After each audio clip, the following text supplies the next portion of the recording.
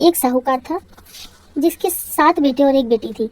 सातों भाई व एक बहन एक साथ बैठकर भोजन किया करते थे। एक दिन कार्तिक के कृष्ण पक्ष की चौथ का व्रत आया तो भाई बोला कि बहन आओ भोजन करें। बहन बोली कि आज करवा चौथ का व्रत है, चांद उगने पर ही खाऊंगी। तब भाइयों ने सोचा कि चांद उगने तक बहन भूखी रहेगी, तो एक भाई ने दिया जलाया, दूसरे भाई ने छलनी लेकर उसे ढका और नकली चांद दिखाकर बहन से कहने लगा कि चल चांद उगाया है, अर्घ दे ले। बहन अपनी भाभियों से कहने लगी कि चलो अर्घ दे।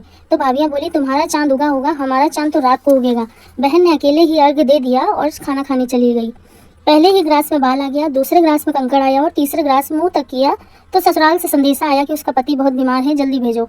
माँ ने जब लड़की को विदा किया तो कहा कि रास्ते में जो भी मिले उसके पाँव लगना और जो कोई सुहाग का आशीष दे तो उसके पल्ले में गांठ लगाकर उसे कुछ रुपए देना।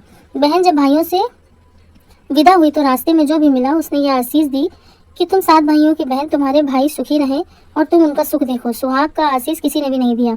जब वह ससुराल पहुंची तो दरवाजे पर उसकी छोटी ननद खड़ी थी। वह उसके भी पाँव लगी तो उसने कहा कि सुहागिन रहो, सपूती हो। बहन ने यह सुनकर पल्ले में गांठ बांधी और ननद को सोने का सिक्का दिया। जब भीतर गई तो सास ने कहा कि पति धरती पर पड़ा है, तो वह उसके पास जाकर उसकी सेवा करने के लिए बैठ गई। बाद में सास ने दासी के हाथ बची कुची रोटी भेज दी।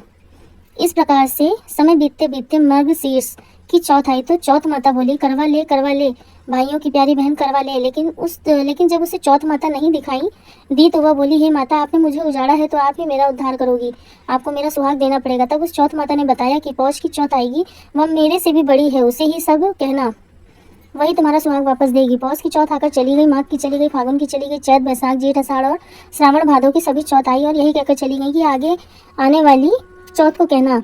असौच की चौथ आई तो उसने बताया कि तुम पर कार्तिक की चौथ नाराज है, उसी ने तुम्हारा सुहाग लिया है, वही वापस कर सकती है, वही आएगी तो पाँव पकड़कर विनती करना। यह बताकर वह भी चली गई। जब कार्तिक की चौथ आई तो वह गुस्से में बोली भाइयों की प्यारी करवा ले, दिन में चांद उगानी करवा ले, व्रत खंडन करने वाली करवा ले, भूखी करवा ले। यह सुनकर वह चौथ माता को देखकर उनके पाँव पकड़कर गिड़गिड़ाने लगी, हे चौथ माता, मेरा सुहाग तुम्हारे हाथों में है, आप ही मुझे सुहागिन करें। तो माता बोली पापिन हत्यारिन, मेरे पाँव पकड़कर क्यों बैठ गई।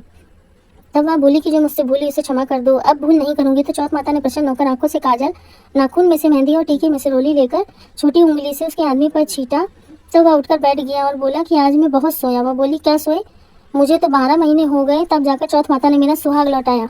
यह सुन उसके पति ने कहा कि जल्दी से माता की पूजन करो। जब चौथ की कहानी सुनी, करवा का पूजन किया और प्रसाद खाकर दोनों पति पत्नी चौपड़ खेलने बैठ गए।